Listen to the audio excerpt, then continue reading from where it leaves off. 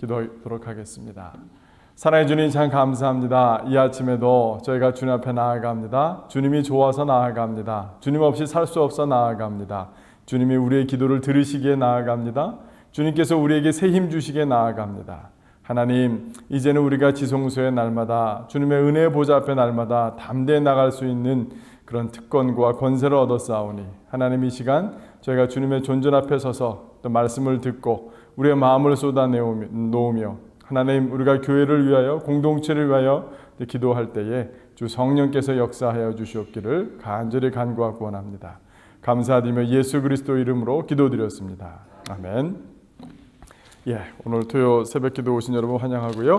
오늘은 저희가 요한복음 15장 1절부터 8절까지의 말씀 같이 함께 보도록 하겠습니다. 제가 한번 봉독해 드리도록 하겠습니다. 나는 참 포도나무요 내 아버지는 농부라. 무릇 내게 붙어 있어 열매를 맺지 아니하는 가지는 아버지께서 그것을 제거해 버리시고, 무릇 열매를 맺는 가지는 더 열매를 맺게 하려 하여 그것을 깨끗하게 하시느니라. 너희는 내가 일러준 말로 이미 깨끗하여졌으니 내 안에 거하라. 나도 너희 안에 거하리라. 가지가 포도나무에 붙어 있지 아니하면 스스로 열매를 맺을 수 없음 같이 너희도 내 안에 있지 아니하면 그러하리라.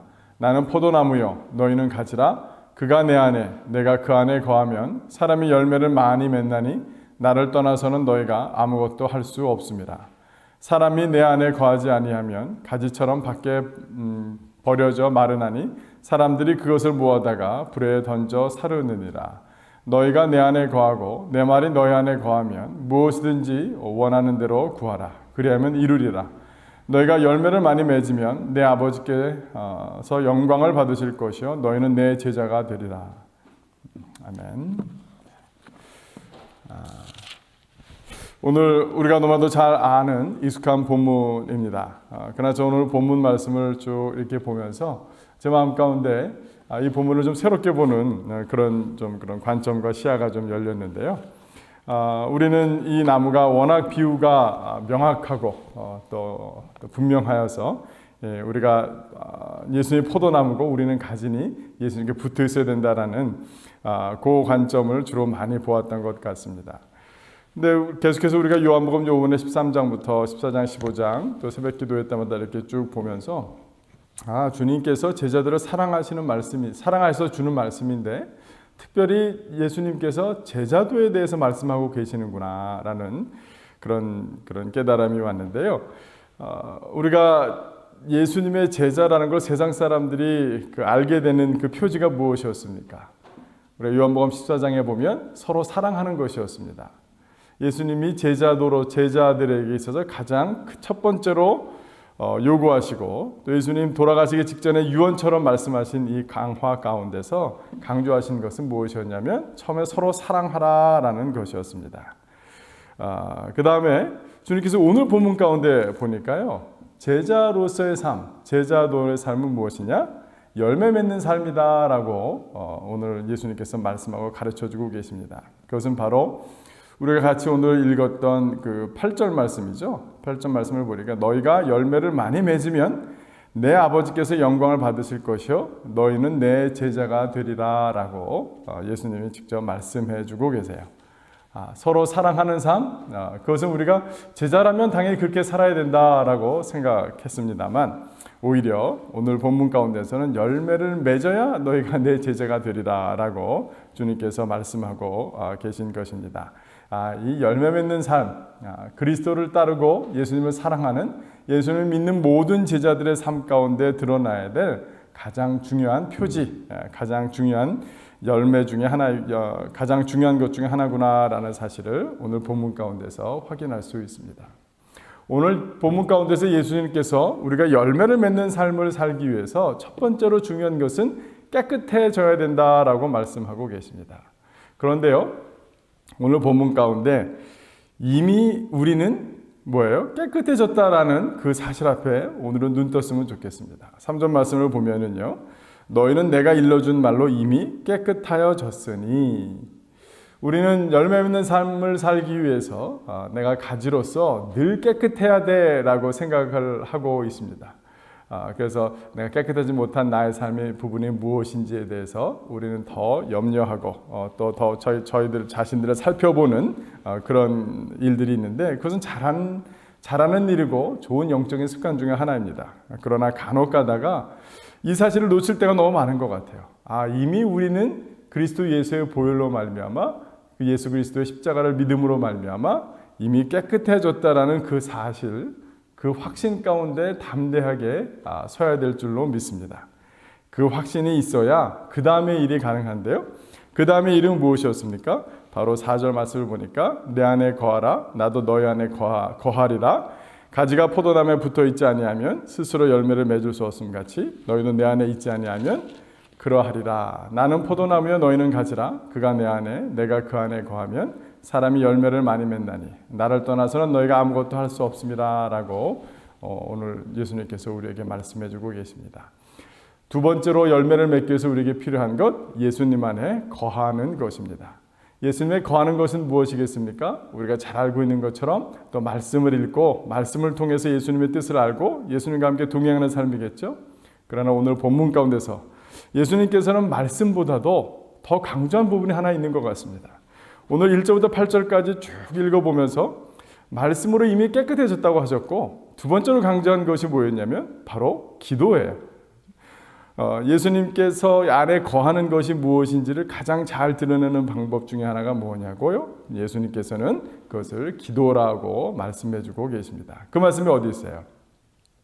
7절 말씀이죠. 너희가 내 안에 거하고 내 말이 너희 안에 거하면 무엇이든지 원하는 대로 구하라. 그리하면 이루리라 라고 말씀하고 계십니다. 우리가 천국 가면 두 가지 때문에 놀란다고 하죠.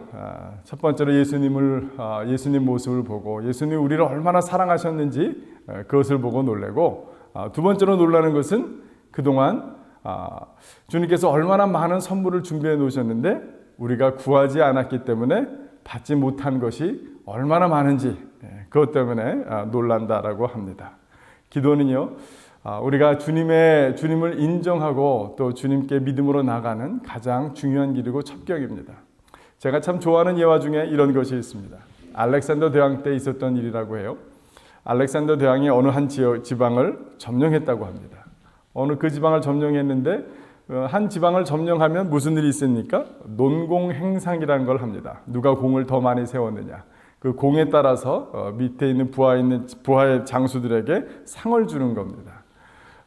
그래서 이렇게 그 가장 큰 알렉산더 대왕 밑에 있는 장수부터 이렇게 번갈아 가면서 그 공을 치하하고 또 무엇을 원하는가 이렇게 물어보기도 하고 했다고 합니다.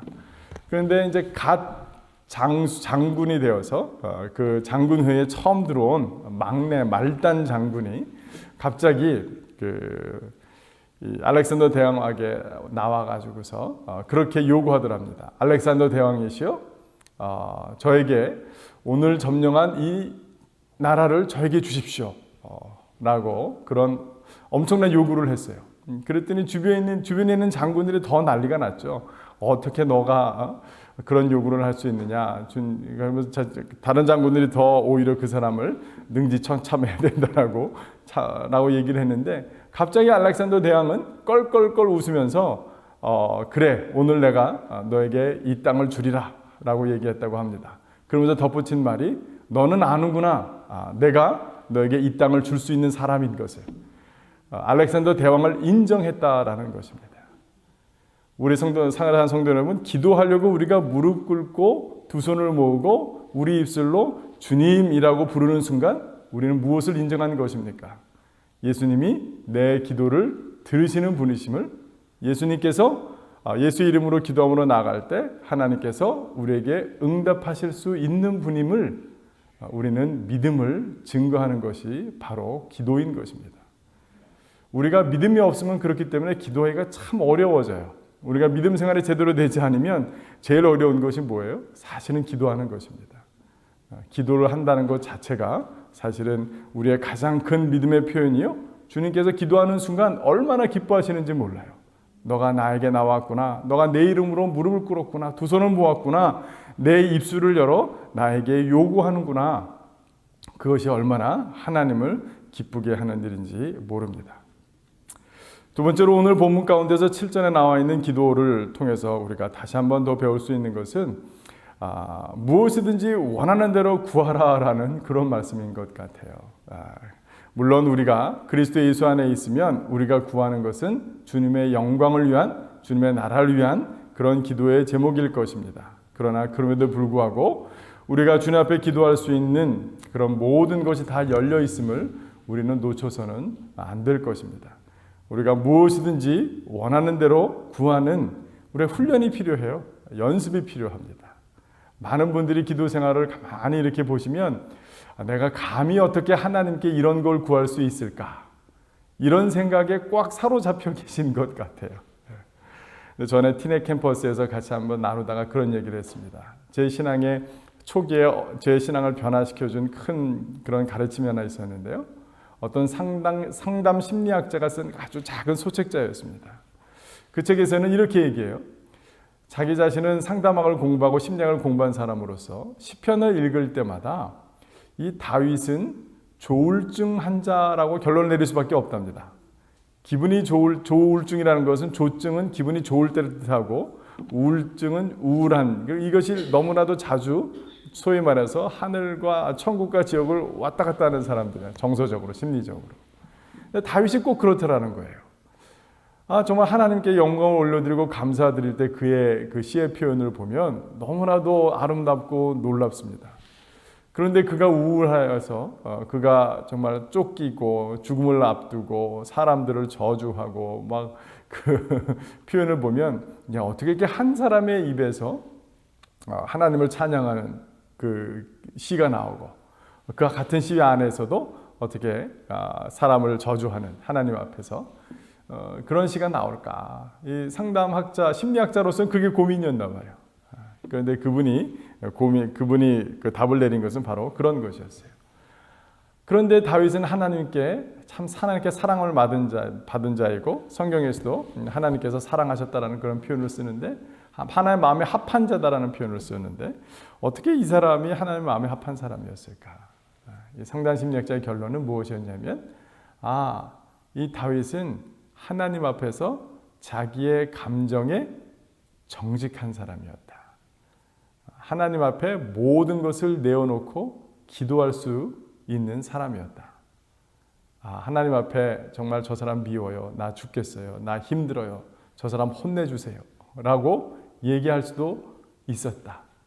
하나님께서 원하시는 건 하나님 마음에 합한 것은 정말 다윗이 무엇을 잘하고 못하는 걸 떠나서 날마다 정말 그 절명의 순간마다 하나님께 나아가 자기의 마음을 쏟아놓고 있는 모습 그대로 부르짖어 기도할 수 있었던 그 다윗.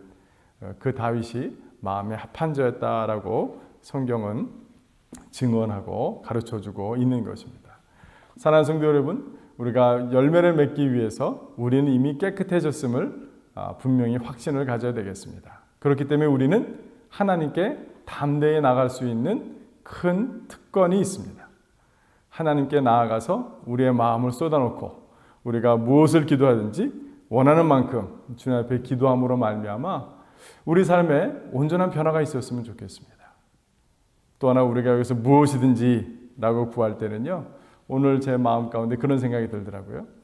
우리는 내가 갖고 싶은 것, 내가 원하는 것, 내가 잘하는 것, 그런 것에서 열매를 맺기 원합니다. 근데 여기서 무엇이든지라는 표현을 썼을 때 첫 번째는 제가 말씀드린 것처럼 하나님께 마음을 정직하게 나아가자라는 사실과 함께 제 마음 가운데 내가 잘 못하는 것, 그것 가운데서도 내가 좀 기도하기 싫은 영역, 이거는 난 못해, 이건 안 돼, 라는 그런 영역까지도 기도의 자리 가운데 깊이 나가야 되겠다. 오늘 여기에 분명히 무엇이든지라는 그런 부분에는 내가 잘하고 내가 원하고 내가 필요한 것, 그것뿐만이 아니라 내가 잘 못하는 것, 내가 피하고 싶은 것, 나는 이미 잘 못해라고 결론 내린 것, 그런 부분에 있어서도 주님 열매 맺는 삶 살 수 있도록 도와주십시오 라는 그런 기도로 나가야 되겠다. 그것이 무엇이든지 주님 안에서 구하는 사람의 특권이요, 또 응답받는 비결이라고 오늘 본문은 우리에게 가르쳐주고 있습니다. 사랑하는 성도 여러분, 우리는 어떻게 됐다고요? 이미 깨끗하게 되었습니다. 하나님 아버지께 우리는 담대히 나아갈 수 있습니다. 모든 것을 가지고 원하는 대로 구함으로 말미암아 열매 맺는 그런 인생 되시기를 주님의 이름으로 축원합니다.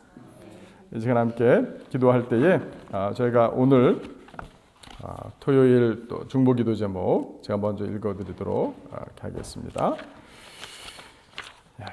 오늘은 또 민족과 또 늘 토요일은 민족과 통일을 위해서 기도하는 날인데요. 유엔 제재로 악화되는 북한 경제를 위해서 기도하는 날입니다. 한국무역협회는 유엔 대북 제재가 북한 수출입에 미치는 영향이라는 제목의 보고서를 통해 유엔 대북 제재 품목이 북한 총 수출에서 차지하는 비중이 45%에 달한다고 밝혔습니다. 지난달 통과된 유엔 안보리의 대북 제재 결의는 철광석과 석탄, 금, 티타늄, 히토류 등 7개 품목에 대한 거래를 금지하고 있습니다. 이 7개 품목들의 수출액은 15억 200만 달러로 북한의 연간 총 수출액 33억 4,400만 달러의 절반 가까이 차지합니다. 특히 북한의 석탄 수출은 11억 4,300만 달러로 전체 수출액의 34%를 차지합니다. 이렇듯 유엔의 대북 제재가 북한 경제에 큰 타격을 줄 것이란 전망 속에 북한 내부에서는 제2차 고난의 행군 가능성까지 언급되는 등 대북 제재 여파가 나타나고 있습니다. 점점 악화되는 북한의 경제난을 위해서 기도합시다. 이 시간 또 함께 기도하도록 하겠습니다. 제가 먼저 마무리 한번 기도하고 녹음을 위해서 그다음에 또 계속 기도하겠습니다. 사랑의 주님, 참 감사합니다. 주님 그러합니다. 하나님 열매 맺는 삶, 제자도를 우리 삶 가운데 온전히 이루고 싶습니다. 그러기 위해서 우리는 이미 깨끗해졌음을 우리가 확신하고 하나님의 은혜 보좌 앞에 날마다 담대히 나갈 수 있는 하나님 특권이 있음을 우리가 이해하며 날마다 무엇이든지 원하는 대로 우리의 마음을 쏟아놓고 주님의 영광을 바라보며 우리가 부족한 영역 가운데서도 하나님의 영광을 드러낼 수 있는 삶이 되도록 우리가 기도하고자 합니다. 우리의 기도를 들으셔서 우리를 온전케 하시고 우리 삶을 통해 열매 맺는 삶을 통해 우리 주님께서 영광받는 역사 우리 인생 가운데 우리 교회를 통해서 이루어 주시옵소서. 아버지 또한 기도하기는 우리가 북한 땅을 위해서 기도합니다. 하나님 경제 제재가 수위가 높아졌다고 합니다. 수출액의 절반이 금지됐다고 합니다. 하나님 그 가운데서 고통당하고 있는 백성들이 있습니다. 주님 속히 그 땅 가운데 우리 예수 그리스도의 복음으로 말미암아 하나님 통일이 이루어져 하나님 그 핍박받는 하나님 고통당하는 하나님 그런 백성들이 또 주님 안에서 주님을 찬양하는 역사 일어날 수 있도록 인도하시고 도와주시옵소서. 감사드리며 예수 그리스도 이름으로 기도드렸습니다. 아멘.